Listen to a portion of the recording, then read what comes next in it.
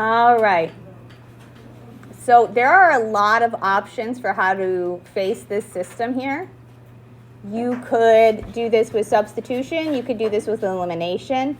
Since it's multiple choice, you could do this as kind of a guess and check situation. So how would you approach this? Would you use substitution or would you use elimination? Elimination. All right. Which variable do you want to eliminate out, x's or y's? Y's. So in order to do that, I do want to line up my x's and y's. So I'm going to bring this one over. My 3x plus 4y equals negative 23.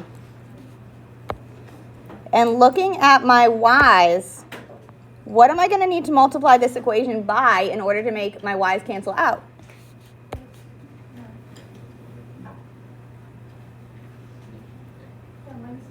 Minus 2, yep, times negative 2.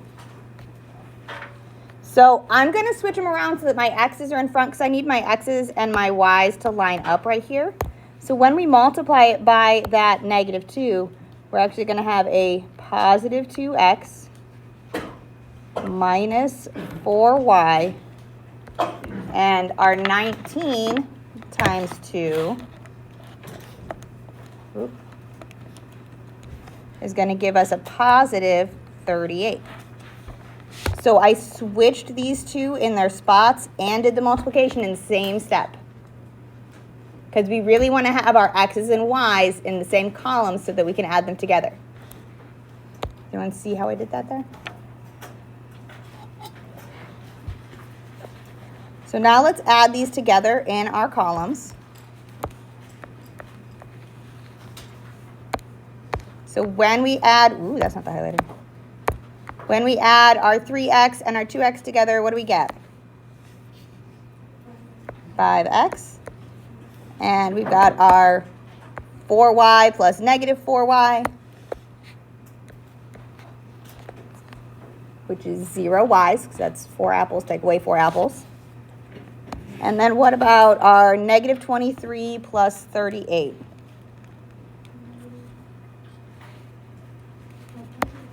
Positive 15. So what is our x going to equal?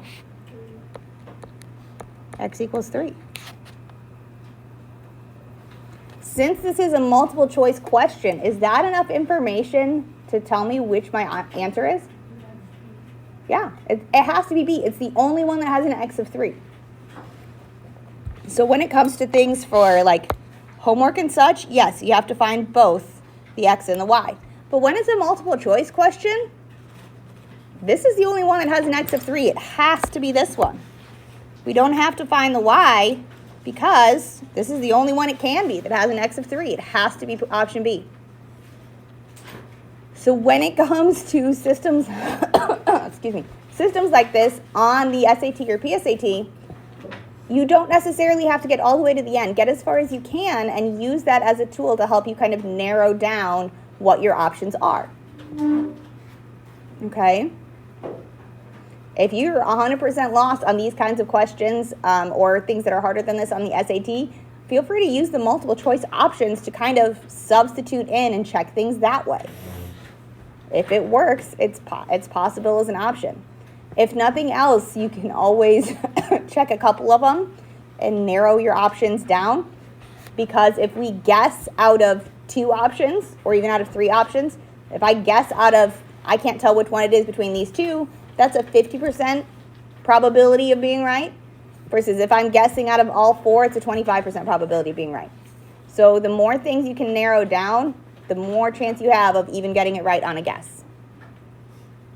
So it's a valid strategy to work things through or substitute things in to check. But only when it's multiple choice. So we also need to know how to do it properly. Okay, questions on this spell work?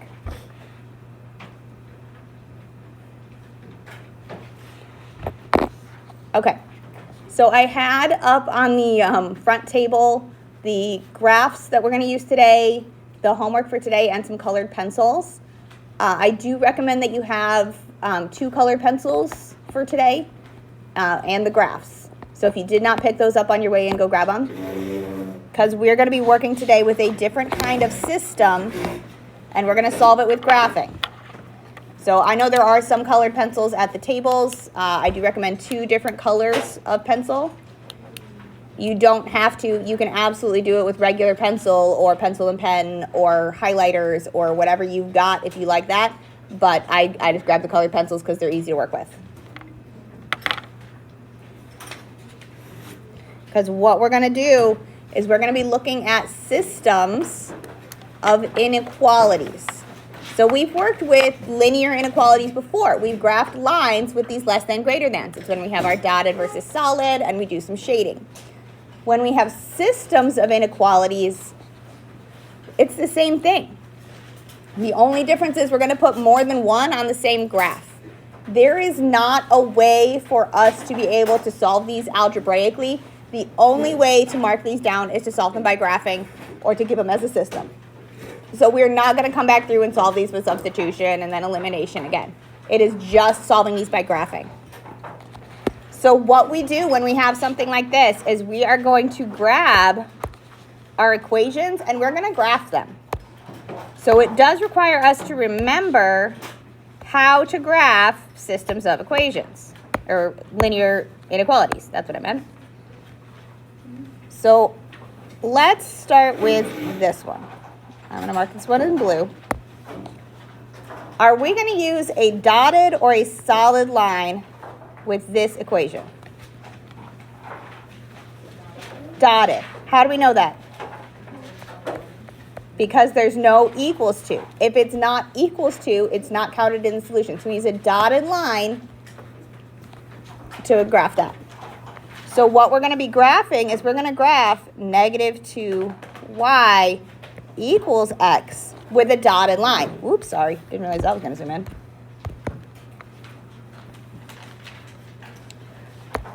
But this is not something I know how to graph, really. So what do I need to do to make this something graphable?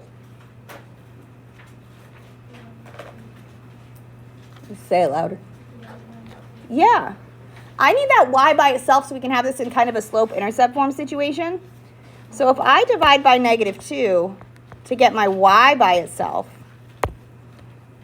we're going to have our y equals x over negative 2. How could I write that to be something that's a little easier to work with?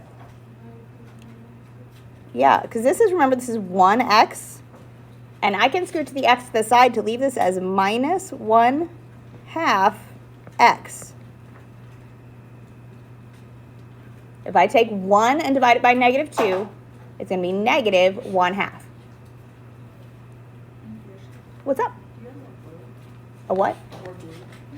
Yes, I have glue sticks out over here on my desk. I'm just trying to not handle everything. So I'm trying to make sure I don't give y'all my cold that is currently living in my vocal cords. That's why I have everything out for y'all to pick up today.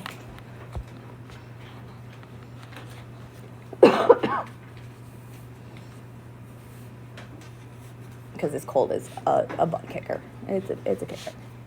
So where am I going to start when I graph this line? Where's my y-intercept? 0.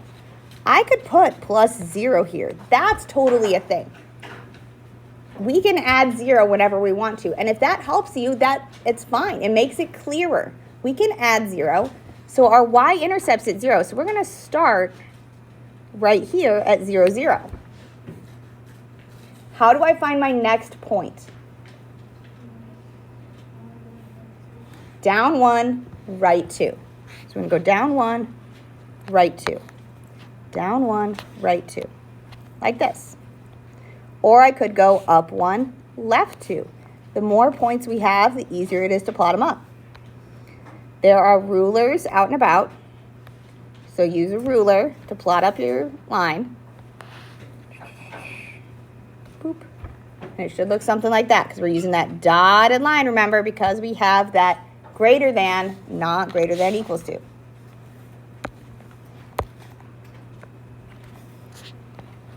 So our line part looks like this, but that's not all we need to do. We need to shade as well. So we need to pick a point any point that is not on my line. Somebody pick a point that's not on my line. 2, 2 was the first one I heard. And so we're going to substitute that into our inequality. I'm going to go back up to my original inequality and substitute in 2, 2. We want to know if negative 2 times our y, 2, is greater than my x, which is 2. Well, negative 2 times 2, that's negative 4. Is negative 4 greater than 2? So is this point at 2, 2 in my solution? No. So where are we going to shade? Above or below my line? Below. Since this point is not in my solution, that means nothing around it is in my solution. So nothing over here is in my solution, and I have to cross the line and be down here for it to be the solution set. So I'm going to color in this whole place below the line.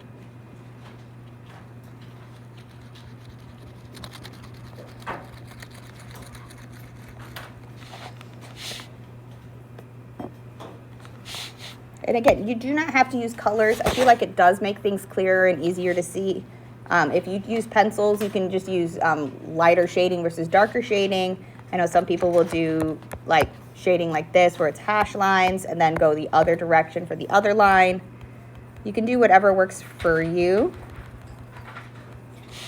I just like the highlighters. It makes things really clear and it's also easy to see through. Questions on that first inequality graph? The next one's actually a little bit easier because this one's already in our slope-intercept form. On this next line, bless you, are we going to use a dotted or a solid line here? Solid, because it does have that equals to. So we're going to use a solid line. Where am I going to start? At negative 3. That's my y-intercept is at negative 3. How do I find my next point? Up 4, right 1. Up 4, right 1. Using our slope. So we start at our intercept and we move with our slope. So plotting up our points. We should get a line that looks like this.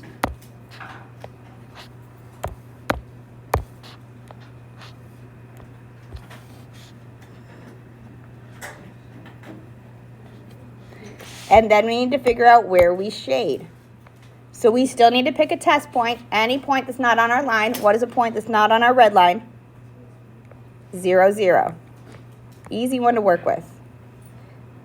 So we want to know if 0 is less than or equal to 4 times our x of 0 minus 3. So is 0 less than or equal to 4 times 0? That's 0. So is 0 less than or equal to negative 3? Is 0 less than or equal to negative 3? No. This one was also false. So 0, 0 is not in our solution set. So are we going to shade above the line or below the line? Below. Because this is not in the solution. So it's not anything up over here. It has to be on this side of the red line.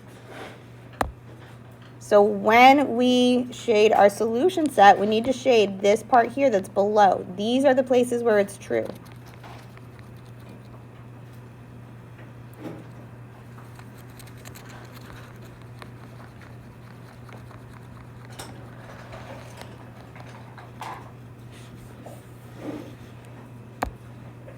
So when we're looking at these systems of inequalities, we start out with just graphing both inequalities. A lot of times on these problems, we will give you a list of points and ask you to tell us where our solutions are or which ones are valid solutions. And for it to be a solution to the system, it has to be true for both. So things that are solutions to the system include the point like 1, negative 2. This is in that purple where my red and blue overlap, my purple region. That is a solution to this system. It is true for both. The 5, negative 4, that is true for both. It is a solution to the system. The 0, negative 5, that is true for both. It's a solution to the system. Whereas like negative 5, 0, it's only true for blue. It is not true for red, so it does not count. Same thing over here. 3, 1 is true for red, but not true for blue. Things over here are not true for either one of them, so that's definitely not a system or solution to the system. So it has to be in the double colored region. But that's why sometimes these, using colored pencils or using something like a highlighter, if I had infinite money, we'd get those semi-see-through Post-it notes to use because those are so cool for this, the transparent Post-it notes. But I don't have that kind of money. That's money. Because those are things for like $5 a pad. Okay, questions on this first one?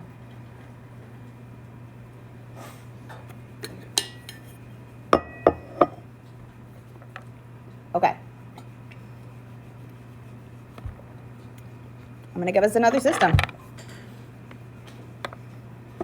So we got y less than negative 4/3 x plus 5, and x greater than 1.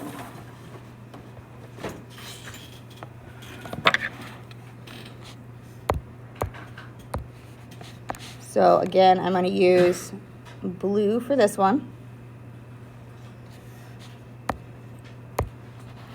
Are we going to be using a dotted or a solid line here? Dotted. It is a dotted line if we do not have an equals to. So there's no line underneath, so we're not drawing a solid line. It's not included. We only do solid lines if it, excuse me, if it has that equals to. So how am I going to go about graphing this one? Yeah, it's in slope-intercept form, so this one's actually not too bad. We get to start at 5, and we're ready to rock and roll. My y-intercept is at 5. And how do I find my next point?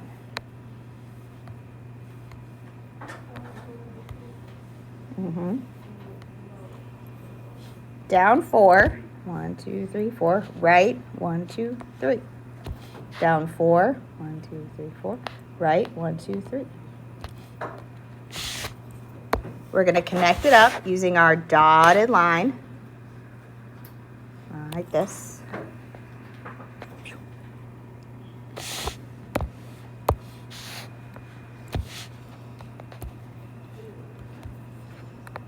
There we go.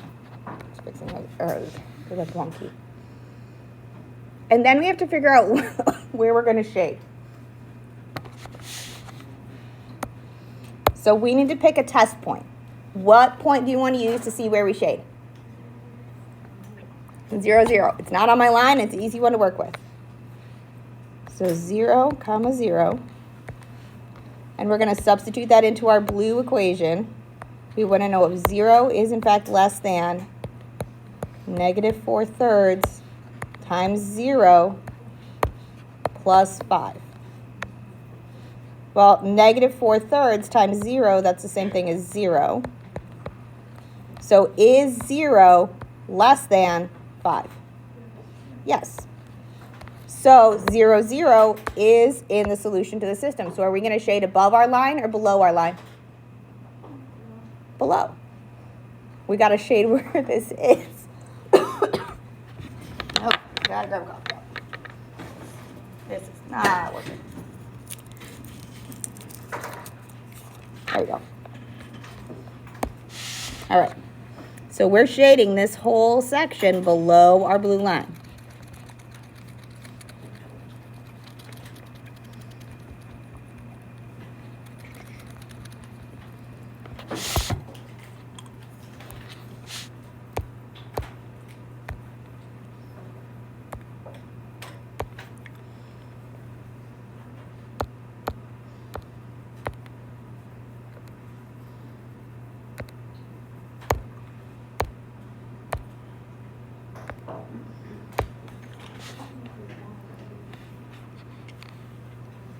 All right, then let's do this next one. I'm going to do it in red. Is this one going to get a dotted or a solid line? Dotted line. What is this line going to look like? Say it louder. It is going to be a vertical line. Because what we're graphing is really the line x equals 1 as a dotted line. The line x equals 1, that means it can't shift to 0, it cannot shift to 2, x is stuck at 1. So my dotted line is going to go through 1 and be a vertical line like this, everywhere up here.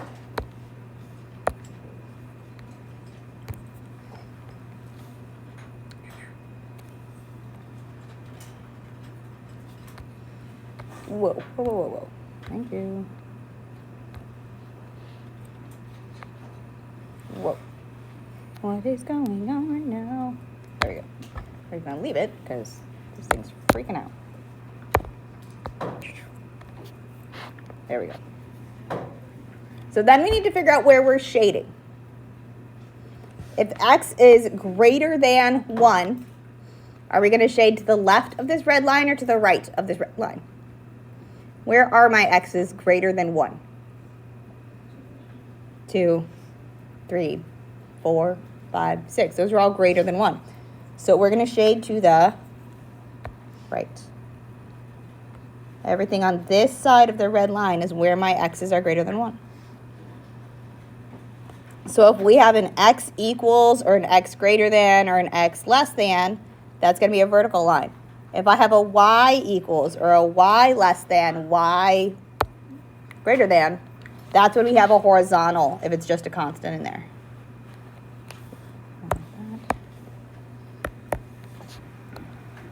So this place in here where I have both my red and blue, this is our solution set. This is where we have places that are true for both regions. So it would have to be in this purple area for us to have a solution to the system. It would have to be in this double colored area. So something like 2, 0 is a solution to the system, but 0, 0 is not, because 0, 0 is only true for blue. Something like 3, negative 3 is a solution to the system, but 3, positive 3 is not, because 3, 3 is only true for red. If it is on a dotted line, it does not count as a solution to the system because it has to be greater than, not greater than or equal to, or less than or equal to. So something like 0, 1 would not count as a solution to the system because it is not true for red.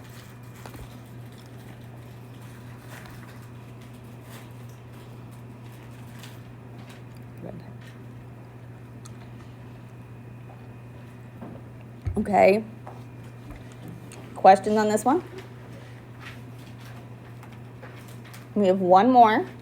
It uses both of those last pieces. So we've got the unnumbered graph and the table. Because we're going to do everybody's most favorite way of ending a day, especially on a Friday. A story problem. And this is from the textbook because they love when we actually use the resources that we pay for. Woohoo! So we've got here that a Niagara Falls boat tour company charges $19.50 for adult tickets and $11 for children's tickets. Every boat that they own has a capacity of 600 passengers, and it takes 8 crew members to run it. Suppose the company's operating cost for one tour is $2,750. So they need to make at least that much money in order to turn a profit. So what we're asked to do is we are going to write our inequalities and graph the system so that we can figure out if these options down below, these groups that have made some reservations, will make us money and if it's safe to run a tour. So the first thing we need to know before we can write our inequalities is what are the things we don't know? What are our variables going to be? What don't we know about each boat trip? The amount of passengers. But I have 2 different categories of passengers, right? I have adults and I have children. So we're going to need to know how many adults are on the trip and how many kids are on the trip. So that means I need two variables. What variable do we want to use for adults? A. And what variable do we want to use for the children? We can use K. Totally fine. Just use K. You could use C, you could use X, you could use Y, you could use your own initials. I don't care. So when we're looking at a paragraph like this, trying to figure out how to find our equations, I kind of gave you this clue yesterday. Look for something that we have a set of 3. If we have a set of 3 things that match, it helps us figure out the pieces we need for an equation. So what do we have up here that we have a set of 3 about? Yeah. I have $3 signs in here. What we have here is money, money, money. So could we write an equation for money? How would I write an equation using those money pieces?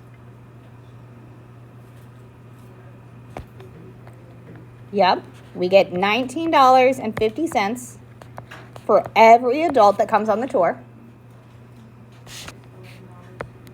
plus $11 for every kid.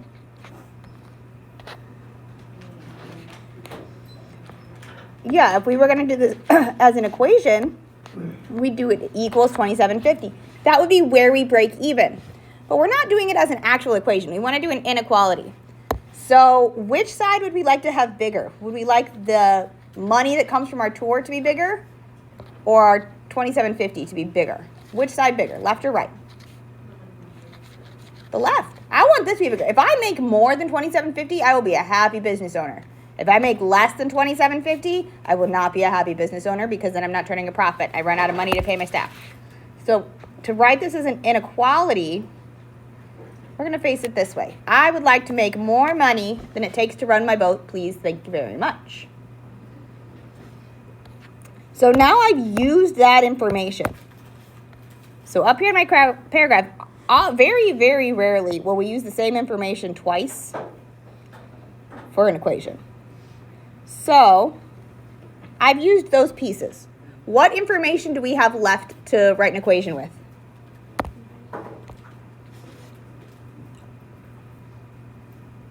I know somebody said something, but I couldn't hear what it was. The number of people on the boat.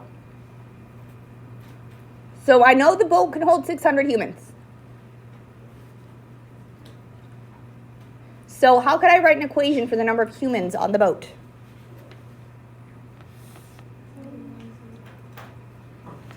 Say it louder. 600 minus 8. How many adults are riding the boat?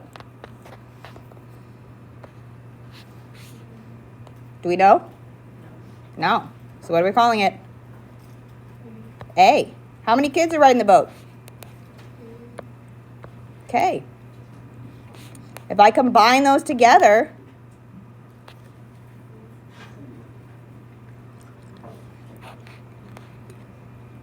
what else do we need to have? Our 8 crew members. What is that relationship with our total number of humans allowed on board? Which side can be bigger? The left or the right? Can this side be bigger than 600? Nah, not if I want to keep my insurance. So it's going to have to be less than or equal to. I could have exactly 600 humans. My boat is allowed to have 600 people. What I'm not allowed to have is 601 people. I lose my insurance, and then things start to tip over, and we do not need to have a Titanic situation. So we cannot have more people than I have space for. So this is our system of inequalities that we're going to work with, and we're going to try and graph here. So I'm going to start with my blue one here, because this one's going to be a little bit easier to work with. So what I'm going to do is I'm going to get my A and K by themselves. So I'm going to have my A plus K, because I also heard somebody mention this earlier, where we're going to subtract 8 from both sides. So it's going to be less than or equal to 592. So if I bring no kids and it's adults only cruise, how many adults can come? If I bring no kids, they're not allowed. 592. If I have a Lord of the Flies situation, kids only, no grown-ups, how many humans can be on board? 592. Please do not put me on that boat. Oh my gosh. Chaos. Okay. But so for graphing this line, like something like this, I'm going to use my XY intercepts of 592, 0, and 0, 592. It's just going to be easier that way. Since we have big numbers like this and a very small graph, what I'm going to do is I'm going to count by 50s just so that I make sure we have enough space. So, and I'm actually going to skip count it. So I'm actually going to start at 0, 100, 200, 300, 400. Because I want to make sure I have enough space to get up to that 592. And then on my vertical, I need to get up that high as well. So I'm going to do the same scale. So counting every other box, I'm going to count by hundreds.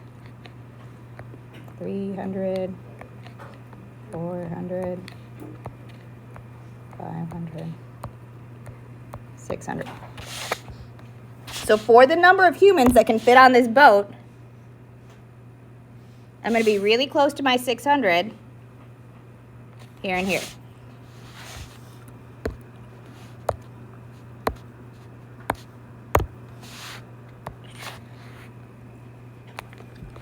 We've got that solid line inequality because we have our equals to, because I can have exactly 600 humans on board.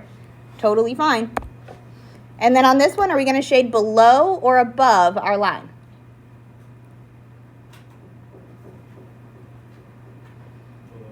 Below. Because I could take no people out on my boat. That would be fine. 0 adults, 0 kids, just my 8 crew, and it would be fine. My boat would not sink. This is my safety line.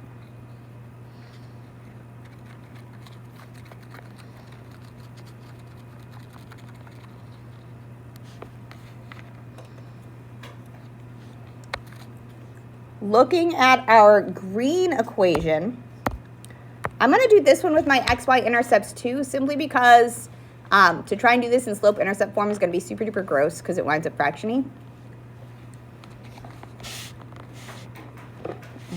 Oh, I also need to label which one is going to be x's. So I'm going to have my x-axis be my adults and my y-axis be my kids. I'm just picking that arbitrarily.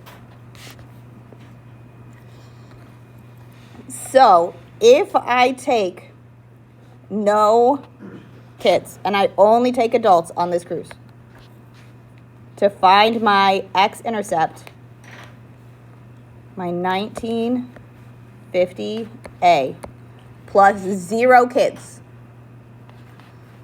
when would that exactly equal 2750? How many adults would I need to turn a profit? If I have 0 kids on this boat. Say it louder. 141. So I need to have at least 141 adults to be able to turn a profit. So I'm going to come down here to about 150. That's 141. And that's going to be my x-intercept. What if we had our Lord of the Flies situation? I brought no adults and just kids, and I'm running out of space. I'll put it below this little table here. So if I have my $11 for every kid, when is that going to equal our $27.50 if I have no adults on board? How many kids would we need to have to turn a profit? Yeah, we need 250. So it takes a lot more kids to turn a profit here. So 250, right on that dot.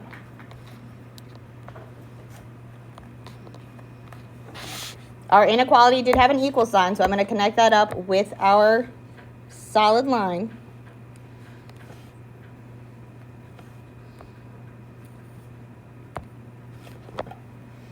Oh, what happened there? There we go. And then when we come in to shade it, where are we going to wind up shading? Are we going to shade below the green line, or are we going to shade above the green line? Where am I going to have more money? Above. Because if I have no people on board, 0 adults, 0 kids, will I make enough money to run my dang boat? No. I mean, I probably need to do it for safety reasons, but it would not make enough money to run my boat. So our green line, we're shading above. So when we're looking for the solution to our system, it's in this space between, which I'm going to kind of just darken a little bit. Ooh, I don't like that color, so that's right. Just looks weird on my iPad. I'm darkening it a little bit. So it's got to be in this double shaded region in order for it to count.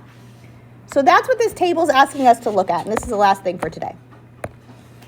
If we have 60 adults and 100 children, so 60 adults and 100 children, would that count? Would I turn a profit and have my boat be safe?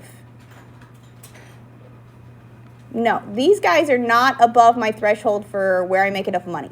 So the boat would be safe, but I would lose money running my boat then. So that is not a viable option for us. What about 210 adults and 350 children? 210 and 350. Yeah, it's right in here. It's close to the maximum capacity of my boat, but it's not quite there. And that is definitely within my viable. So that's what they're asking for us to look at on this table. Where do I have stuff that works? What if we had our 415 adults and 200 children? Does this count? Can I run my boat out here? No, that's when my boat's going to tip over. I got too many people. So that one's not viable. How about the next one, 390 and 240?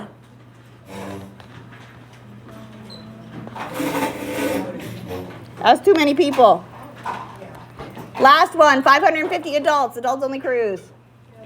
Totally fine. Okay. I still got 2 minutes, y'all. Rushing me.